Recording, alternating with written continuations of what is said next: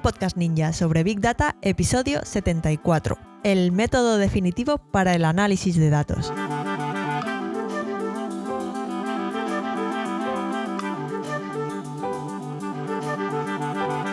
Muy buenos días y bienvenidos a un nuevo episodio de un podcast ninja sobre Big Data. El podcast en el que hablamos de Machine Learning, de analítica de datos, de inteligencia artificial y de todo lo relacionado con el Big Data y el mundo de los datos.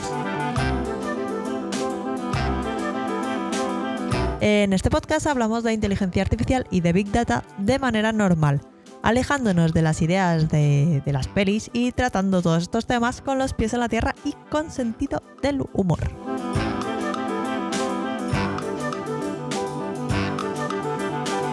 Yo soy Marta Arroyo y cada semana os cuento cositas sobre todo este mundillo de los datos al que me dedico. Además, si queréis profundizar un poco y no lo habéis hecho todavía, podéis ir a la web datos.ninja y descargar el ebook La Guía Ninja del Big Data y la Inteligencia Artificial. Una guía para iniciaros en el mundo del Big Data, el Machine Learning, la ciencia de datos desde cero. Y acordaos de que además de poder descargar esta guía, recibiréis cada 2 semanas el Boletín Ninja, la newsletter en la que os cuento todo lo que se me queda fuera del podcast. Noticias, recursos de aprendizaje, herramientas y recomendaciones que me voy encontrando por ahí. Así que visitad datos.ninja y ahí os podéis apuntar a todo.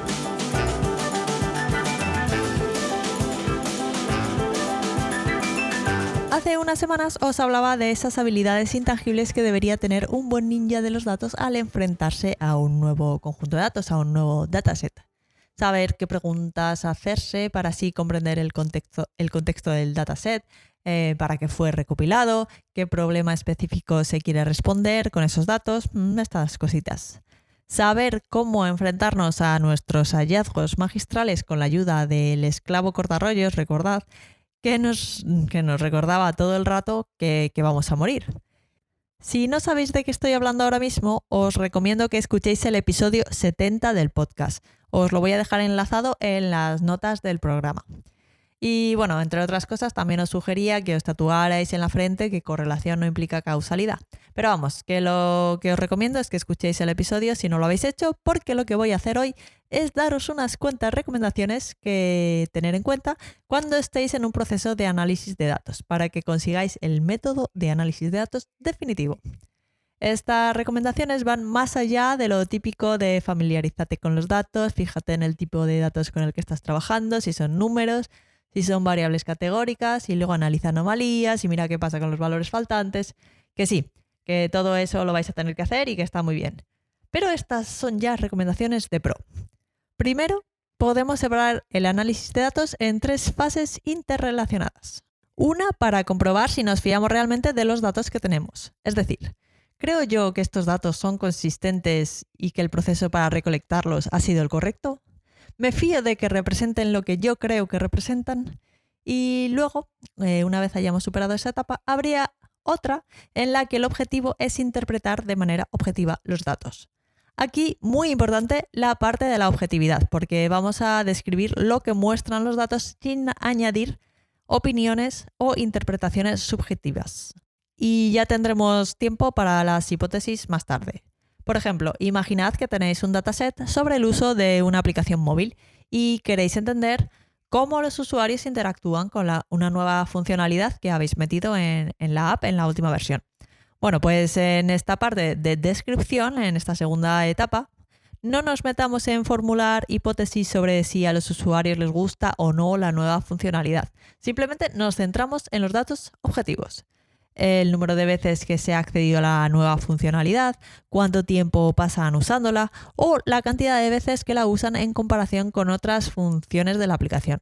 Al analizar estos datos de manera objetiva, pues igual descubrís que en promedio los usuarios acceden a la nueva funcionalidad 2 veces al día, que el tiempo medio que pasan en la nueva función pues es de 5 minutos por sesión, o que hay un aumento del 20% en la frecuencia de uso de la aplicación desde la introducción de la nueva funcionalidad.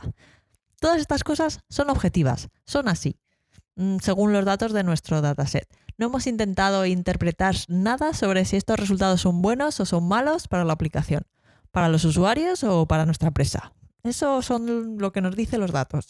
Y luego ya en la etapa de evaluación analizamos si lo que hemos visto en esta etapa de descripción pues es bueno, es malo o el impacto que tiene.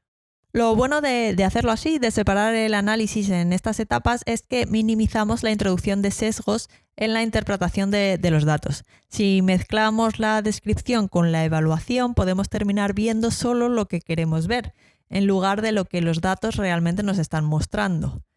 Y bueno, a ver, de todas maneras este proceso no es lineal, podemos movernos entre las etapas a medida que exploramos los datos, siempre siendo conscientes de en qué etapa estamos, por supuesto.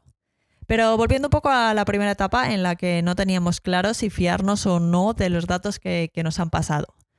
Para entender mejor más tarde nuestros resultados es muy importante entender el contexto sobre cómo se han recogido los datos. No es lo mismo analizar datos experimentales, es decir, que se han recogido de manera deliberada siguiendo el método científico o una metodología concreta y buscan responder cuestiones específicas, como podría ser un ensayo clínico o un test A/B en marketing que los datos observacionales, que al final esos datos observacionales se han recogido a partir de la observación de algún proceso, no es un experimento que hemos diseñado con un objetivo específico. Así que si, por ejemplo, los datos provienen de un experimento, son datos experimentales y estaría muy guay entender cómo se diseñó ese experimento, qué es lo que se quería comprobar y cómo se organizó. Y luego, por otro lado, si los datos son observacionales y se recopilaron mediante instrumentos de medida, pues estaría muy bien entender cómo funciona este proceso de medida y esto nos puede ayudar a identificar pues, restricciones que puedan afectar al resultado de nuestro análisis de datos o cosas así. Por ejemplo, si volvemos al caso en el que estamos evaluando el impacto de una nueva funcionalidad en una app móvil, que se supone que mejora la interacción del usuario y esta funcionalidad la hemos introducido a través de una actualización de la aplicación. Vale, nuestra nueva funcionalidad pues la hemos metido en la siguiente actualización de la app, ¿vale? Bien, pues imaginad que investigamos y nos enteramos de cómo se hizo todo el proceso de recolección de datos y durante este proceso averiguamos que la nueva funcionalidad solo se activó para los usuarios que actualizan a la última versión de la app y además que la configuración de recolección de datos solo nos recoge datos de usuarios de Android y no nos recoge nada de usuarios de Apple y de iPhone. Pues entonces tendremos que tener en cuenta que el comportamiento de un usuario puede variar mucho dependiendo de si tiene un iPhone o tiene un teléfono Android y que eso podría hacer que nuestros datos no fueran representativos de la base de usuarios total, porque solo estamos viendo los datos de los usuarios que tienen un teléfono Android. Y ojo aquí, porque tomar decisiones basadas en información que no refleja a todos los afectados, en este caso usuarios de iPhone y de Android, y no solo de Android, puede llevar a errores graves. Y lo peor es que podríamos estar pensando que nuestras decisiones están bien fundamentadas, porque están fundamentadas en datos que hemos recogido. Y no, incluso puede ser útil intentar probar el proceso de recogida de datos. Además, estaría bien revisar si pasó algo inusual durante el tiempo en el que se recogieron los datos. Igual me imaginaba que había un periodo vacacional o un Black Friday o todas estas cosas que influyen en el comportamiento de los usuarios. Pues eso hay que tenerlo todo muy en cuenta. Otra cosa a tener en cuenta como parte de la validación de los datos y siguiendo con el ejemplo de la funcionalidad nueva en nuestra app móvil es que lo que queremos conseguir es saber el impacto de la nueva funcionalidad, por lo que es importante primero asegurarnos de que otras cosas que no queremos que cambien se mantienen constantes. Si cambia todo a la vez, va a ser muy complicado saber de dónde viene cualquier diferencia que veamos en los resultados. Por ejemplo, si cambia el número de usuarios porque de repente hemos destacado la app en la App Store, pues no podremos asegurar que cualquier cambio en las métricas de análisis no se deban simplemente a que había más o menos gente usando la aplicación. Bien, pues otra manera para asegurarnos de que los datos que tenemos son precisos y confiables sería intentar medir la misma cosa de distintas maneras y luego comprobar si los resultados son consistentes. Aquí depende de si tenemos algún control sobre los datos que se recolectan o no. Lo óptimo sería pues, tener alguna opinión al respecto o poder influenciar cómo se recolectan los datos, pero a veces que no es posible. Pero vamos, que incluso en el caso de que tengamos que hacer lo que podamos con los datos que tenemos y no tenemos ningún tipo de influencia sobre la manera en la que se recolectan, pues al menos sabremos qué datos nos faltarían para poder aplicar esta recomendación. Por ejemplo, si quisiéramos saber cuánta gente visita una tienda, pues podríamos poner a una persona que contara cuánta gente entra y a la vez podríamos usar una cámara y luego analizar las imágenes para contar a esta gente. O pues otro método. Y luego también pues podríamos poner un sensor en la puerta de la tienda. De las tres maneras estamos midiendo la misma cosa, pero si los resultados son muy diferentes, pues es indicativo de que algo podría estar mal en alguno de los métodos. De esta manera podríamos descubrir errores en cómo se están recogiendo los datos. Al medir de varias maneras y usar diferentes fuentes de datos, podemos identificar y corregir errores antes de que afecten a las conclusiones de nuestro análisis.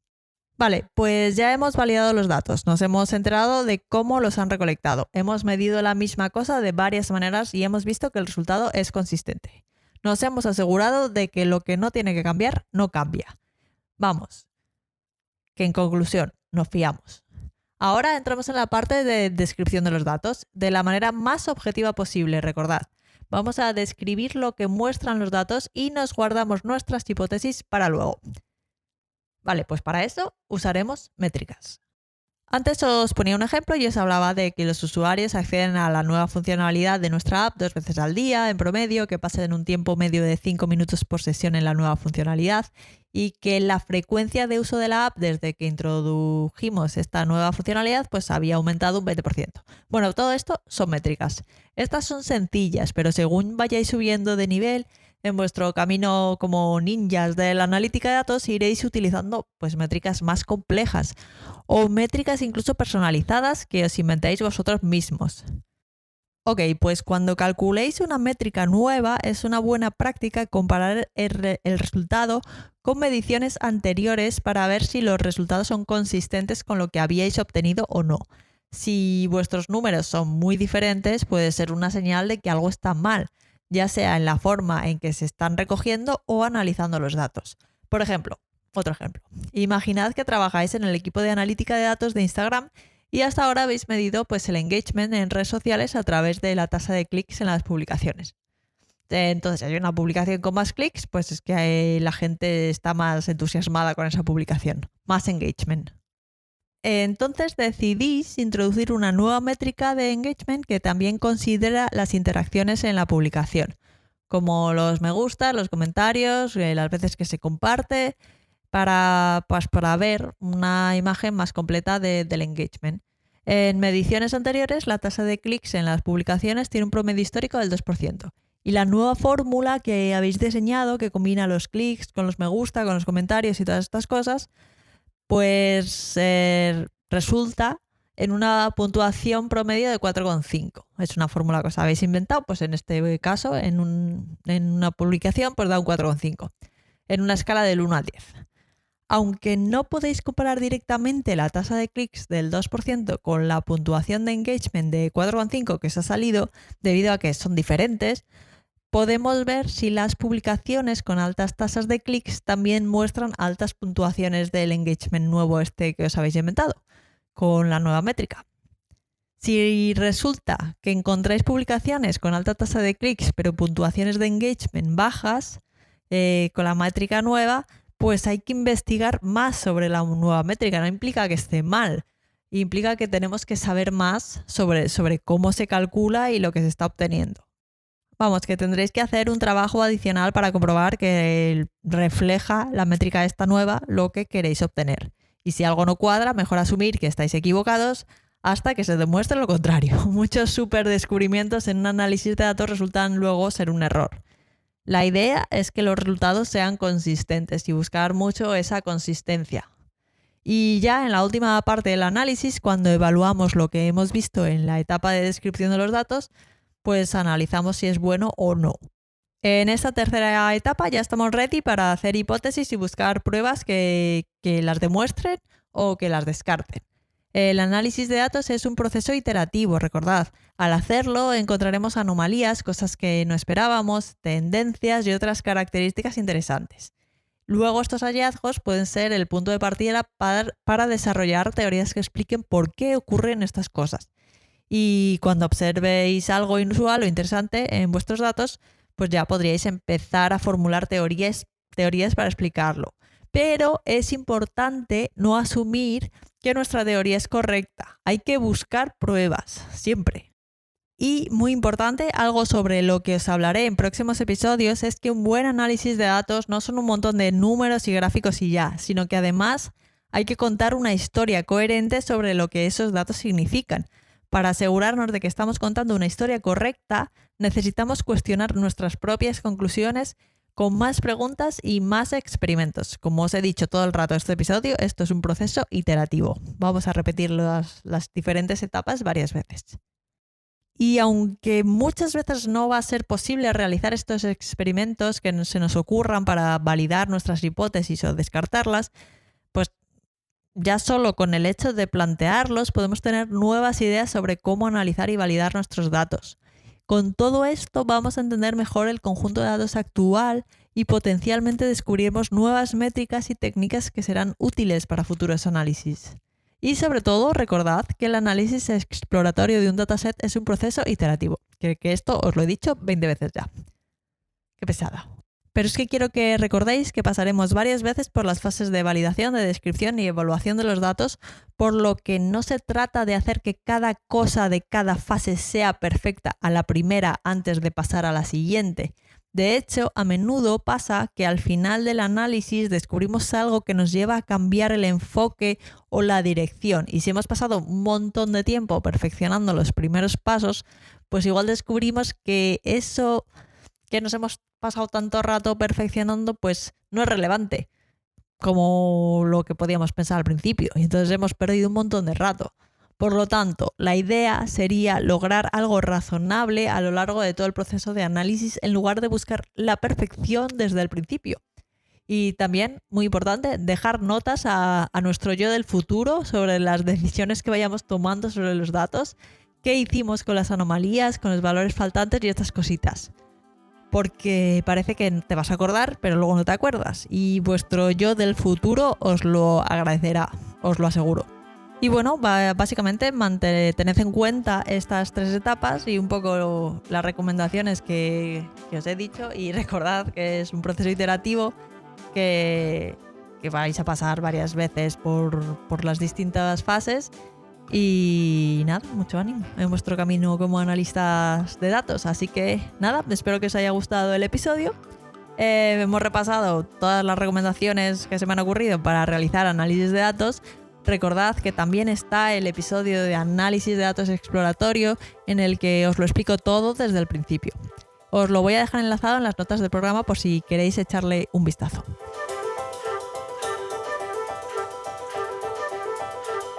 Y si os ha gustado el episodio, como siempre, no olvidéis dejar un me gusta, algún comentario en iVoox, una valoración de 5 estrellas del podcast en Spotify, en Apple Podcasts o donde quiera que estéis escuchando esto. Como siempre, si tenéis cualquier duda o pregunta, podéis contactar conmigo a través del formulario de contacto en la web o en redes sociales. Os dejo, como siempre, todos los enlaces en las notas del programa. Y sobre todo, muchas gracias por estar al otro lado y nos escuchamos en el próximo episodio de un podcast ninja sobre Big Data. ¡Feliz semana y hasta el próximo episodio! ¡Adiós!